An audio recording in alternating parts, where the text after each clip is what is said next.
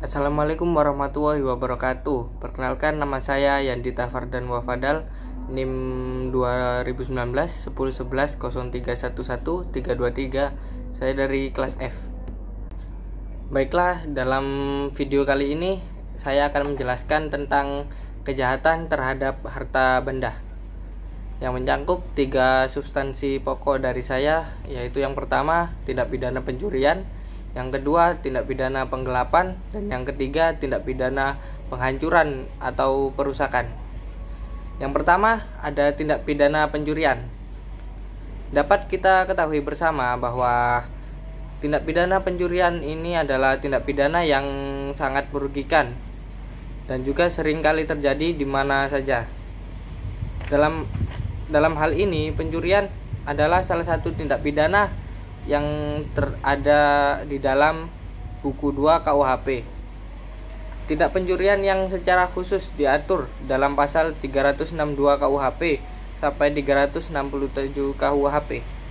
Mengenai tindak pidana pencurian ini, ada salah satu pengkualifikasian dengan bentuk pencurian dengan pemberatan, khususnya yang diatur dalam pasal 363 KUHP dan 365 KUHP. Pencurian secara umum tercantum dalam pasal 362 KUHP. Dan adapun unsur-unsur dalam pasal 362 KUHP, yaitu pencurian memiliki unsur-unsur. Maka unsur-unsur tindak pidana pencurian ini dibagi dua, yaitu yang pertama unsur objektif, yang meliputi mengambil suatu barang yang seluruhnya atau sebagian milik orang lain. Dan yang kedua ada unsur subjektif, yang meliputi dengan maksud untuk memiliki barang atau benda milik orang lain untuk dirinya sendiri dengan cara melawan hukum. Dan dapat kita ambil contoh kasus dari tim Satreskrim Polres Batang yang meringkus kasus pencurian motor berkedok meminta sumbangan. Sebelum beraksi, pencuri itu berpura-pura meminta sumbangan dari satu desa ke desa yang lain, dari rumah satu ke rumah yang lain, dengan penampilan seperti seorang santri. Kasus pencurian itu terbongkar setelah polisi mendapat laporan dari masyarakat yang melaporkan kehilangan sepeda motor. Pencuri berinisial AS, 33 tahun itu, warga desa Tinumpuk, Indramayu, Jawa Barat, itu kini harus duduk di balik jeruji besi untuk mempertanggungjawabkan perilakunya. Akibat perbuatannya itu, pelaku berinisial AS itu dijerat pasal 362 KUHP tentang pencurian dengan ancaman hukuman 5 tahun penjara. Baiklah, selanjutnya yaitu tindak pidana penggelapan. Penggelapan adalah tindak pidana yang juga sangat merugikan bagi pihak korban. Tindak pidana penggelapan pada dasarnya kejahatan yang kurang lebih hampir sama dengan tindak pidana pencurian. Perbedaannya yaitu terdapat pada pencurian, barang yang dimiliki itu belum sampai di tangan pelakunya dan masih harus diambil terlebih dahulu. Sedangkan pada tindak pidana penggelapan, waktu dimilikinya barang itu sudah ada di tangan si pelaku tindak pidana penggelapan, tidak dengan jalan kejahatan. Jenis-jenis tindak pidana penggelapan sudah diatur di dalam buku 2 KUHP tentang penggelapan dan diatur dalam beberapa pasal, yaitu pasal 372 KUHP sampai dengan pasal 377 KUHP. Adapun unsur-unsur dalam tindak pidana penggelapan ini, tindak pidana penggelapan dalam bentuk pokoknya diatur dalam pasal 372 KUHP yang mempunyai unsur-unsur antara lain yang pertama yaitu ada unsur subjektif atau dengan sengaja, dan yang kedua itu ada unsur objektif, yaitu barang siapa menguasai secara melawan hukum suatu benda, sebagian atau seluruh berada padanya bukan karena kejahatan. Adapun contoh kasus dalam tindak pidana kegelapan, yaitu seorang kontraktor di Denpasar Seorang kontraktor di Denpasar bernama Rio Handa Aji berusia 34 tahun harus menerima ganjaran atas perbuatannya tersebut. Terdakwa masuk dalam kasus tindak pidana penggelapan dan divonis 2 tahun penjara karena menggelapkan uang sebesar 1,4 miliar milik korban bernama Sugiharto Wijaya. Dalam sidang yang berlangsung di Pengadilan Negeri Denpasar, majelis hakim menyatakan terdakwa terbukti melakukan tindak pidana sebagaimana dimaksud dalam pasal 372 KUHP. Dan yang terakhir ada tindak pidana penghancuran atau perusakan. Jenis kejahatan ini termasuk dalam tindak pidana. Tindak pidana penghancuran atau perusakan adalah tindak pidana yang bisa merugikan banyak pihak tentunya. Tindak pidana penghancuran atau perusakan ini diatur dalam ketentuan pasal 406 KUHP sampai pasal 412 KUHP. Menurut KUHP, tindak pidana penghancuran atau perusakan dibedakan jadi 5 macam. Antara lain yang pertama, penghancuran atau perusakan secara pokok. Yang kedua, penghancuran atau perusakan ringan. Dan yang ketiga, penghancuran atau perusakan bangunan jalanan atau sesuatu yang digunakan untuk kepentingan umum. Ya bisa kereta, bus, telepon umum. Dan yang keempat, penghancuran atau perusakan tidak sengaja. Yang terakhir, penghancuran atau perusakan terhadap bangunan dan alat pelayaran. Adapun unsur-unsur dalam tindak pidana penghancuran dan perusakan ini. Dalam hal ini saya memfokuskan pada penghancuran atau perusakan dalam bentuk pokoknya saja, yang diatur dalam pasal 406 KUHP. Dan unsur-unsur dalam pasal 406 KUHP yaitu yang pertama ada unsur subjektif atau dengan sengaja. Lalu yang kedua itu ada unsur objektif atau merusak, membuat tak dapat dipakai lagi atau menghilangkan suatu benda. Kita ambil contoh kasus dari seorang pengendara motor. Seorang pengendara motor berinisial AW berusia 28 tahun merusak motor milik Ahmad Sudarso karena tidak terima didahului. Korban yang merasa dirugikan oleh pelaku tersebut melapor ke pihak berwajib. Alhasil pelaku berinisial AW tersebut diamankan oleh pihak berwajib dan dijerat pasal 406 KUHP tentang perusakan pokok. Baiklah, sekian dari penjelasan saya. Bila ada salah kata mohon dimaafkan. Wassalamualaikum warahmatullahi wabarakatuh. Assalamualaikum warahmatullahi wabarakatuh. Perkenalkan, nama saya Akbar Sultan dari kelas F. NIM saya 2019 10 11 03 11 273. Yang pertama saya akan menjelaskan tentang penadah. Tindak pidana penadahan merupakan tindakan yang dilarang oleh hukum, karena penadahan diperoleh dengan cara kejahatan.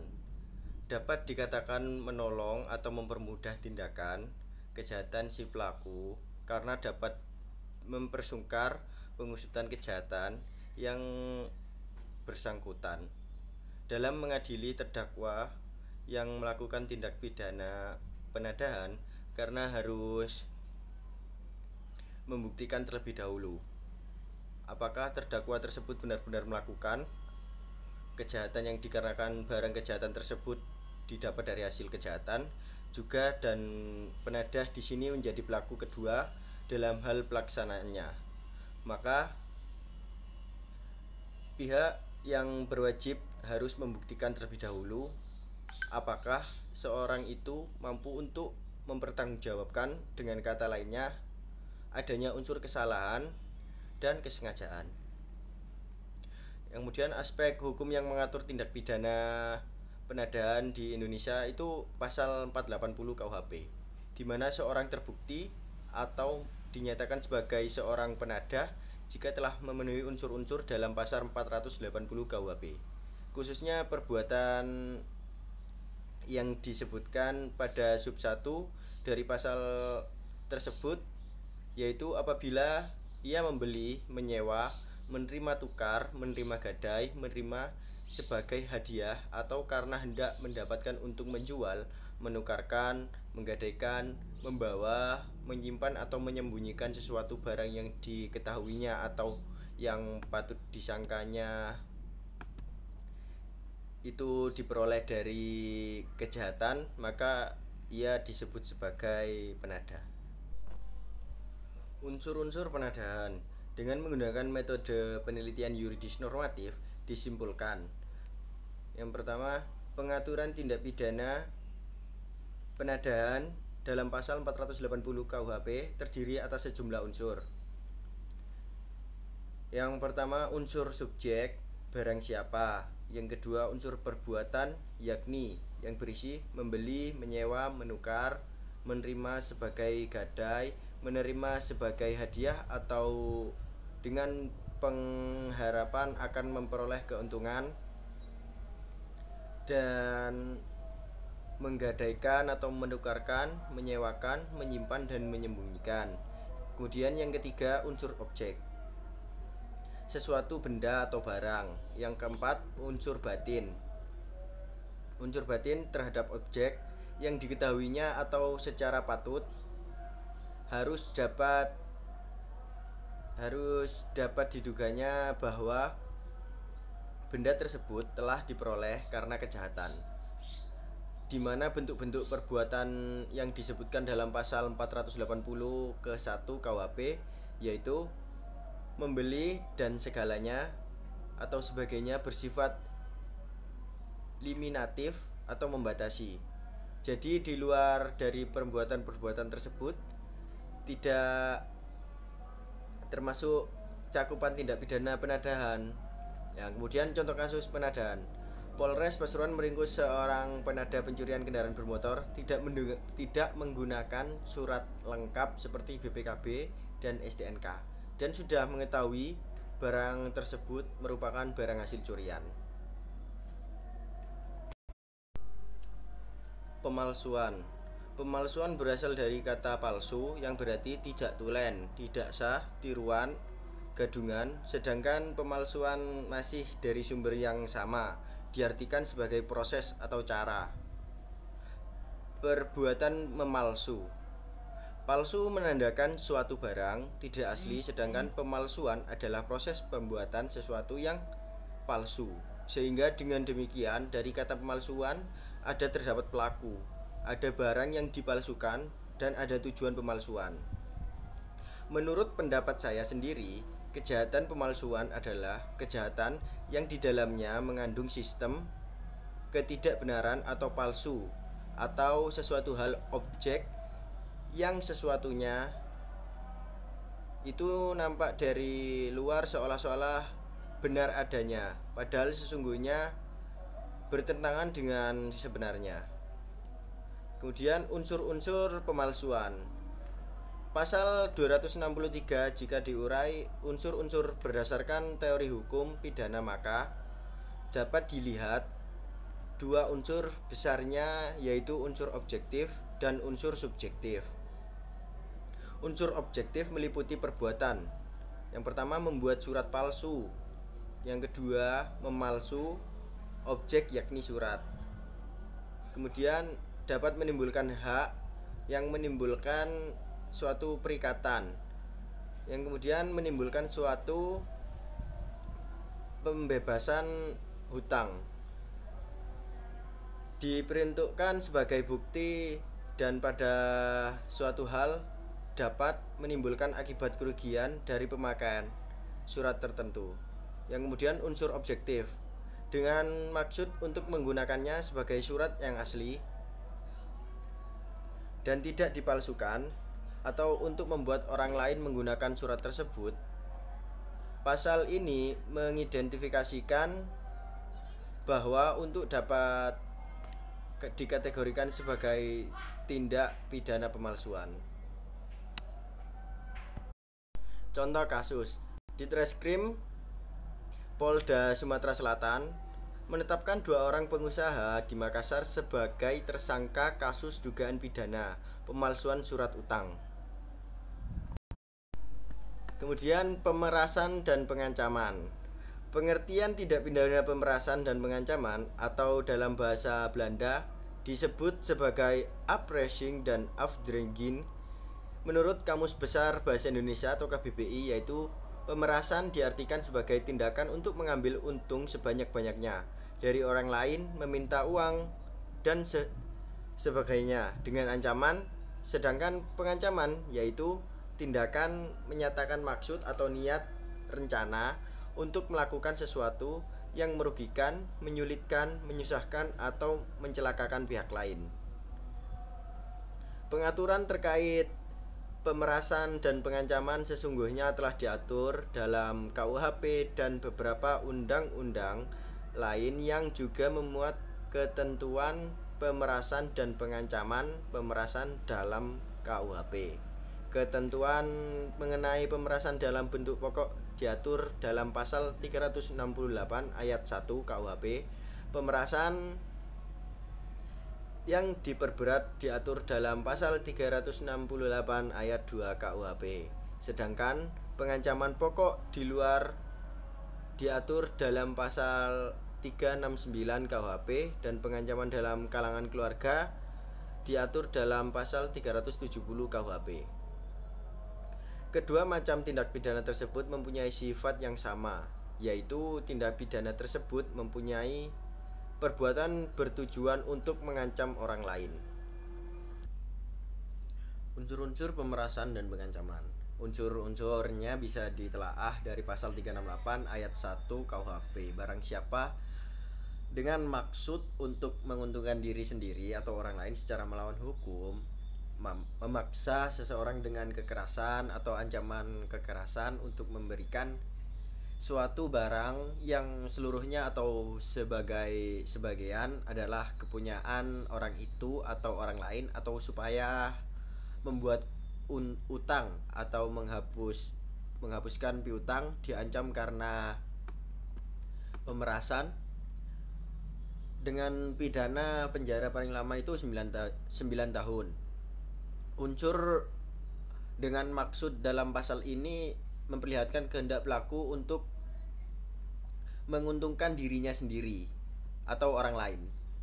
Jadi pelaku sadar atas perbuatannya memaksa yang dilarang ini di sini adalah memaksa dengan kekerasan.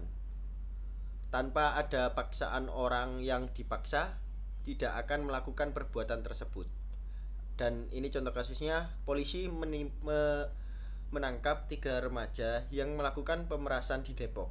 Ketiga pelaku tersebut menggunakan senjata tajam atau sajam saat melancarkan aksi. Saat ini para pelaku ditahan di Polresta Depok. Mereka dijerat dengan pasal 368 KUHP. Sekian penjelasan dari saya. Bila ada salah kata atau kurang lebihnya, mohon maaf. Assalamualaikum warahmatullahi wabarakatuh.